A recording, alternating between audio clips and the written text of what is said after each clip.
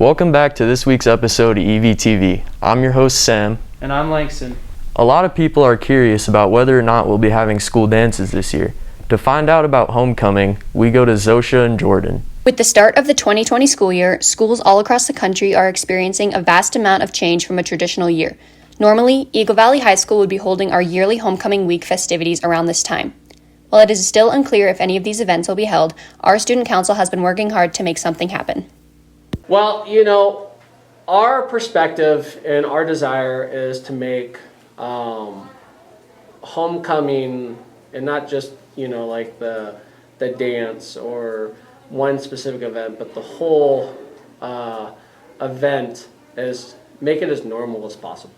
Inside, we can only have 100 people in one room at one time, so that's like our major restriction right now. And we're just trying to work around that the best that we can. Although it is unlikely our school will be able to host a dance in the near future, our representatives are still attempting to include some homecoming traditions with as much normalcy as possible. Really, we've just been in contact with administration. We met with administration the other day, and they set parameters. For example, like right now, according to county health guidelines, it doesn't look like we'd be able to host a dance. That's if we did it in the near future.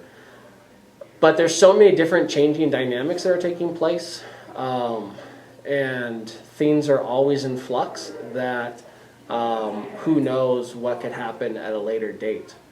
Trying our best, and everyone should know that it's not going to be exactly what it would be during a normal year, but we're really working hard to make it still special and still make it as traditional as we can. As this time of year comes and goes, it is easy to look back and reminisce on the fun homecoming traditions that we wish to save, and will hopefully see again in the years to come. Probably going with my friends again, because we would actually get there on time this year, but hanging out with my friends maybe that I haven't seen in a while. Just to see everyone and get the experience of it. I think that'd be really fun, especially for middle schoolers coming into high school, because they haven't really experienced stuff like that before. And so I think that people would have a lot of fun. Obviously it's frustrating, I would want a traditional homecoming as well, and so especially planning it, because I want to make it as traditional as I can, but there's just stuff that we can and can't do. Although this year's circumstances are unlike anything we have ever experienced, it is important to remember that our administration is doing what they can to keep us safe, while also giving us the best high school experience possible. With many options and restrictions on the table, we hope to see some form of homecoming week before the school year ends. This has been Jordan and Zosha. Everyone loves sugary baked goods, but they can be hard to find in our valley. To find the best spots, we go to Donut Review with Zoe and Arden. Hey guys, it's Arden. And Zoe. And today we're doing a donut review. As donuts being a staple part in our diet, we decided it's important to know which one's the best. Today we're going to be going to 4 places in the valley that sell donuts and see which ones are best for you to go to. Alright, our first stop was Ridley's in Gypsum.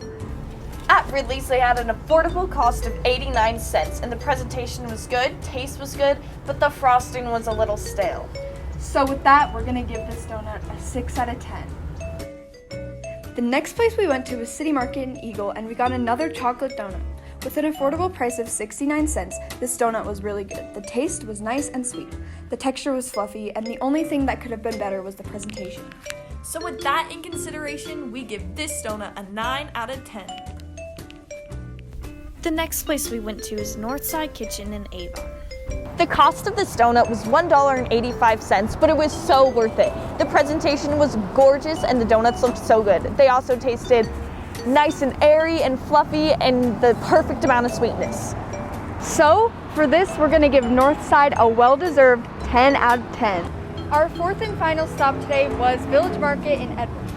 This donut was pretty good, but the taste was kind of off, but the presentation and variety was really good. And so for that, we give it a 7 out of 10. And after reviewing all the donuts, we've decided that Northside is the best. And this has been Donut Review. Thanks for watching this week's episode of EVTV.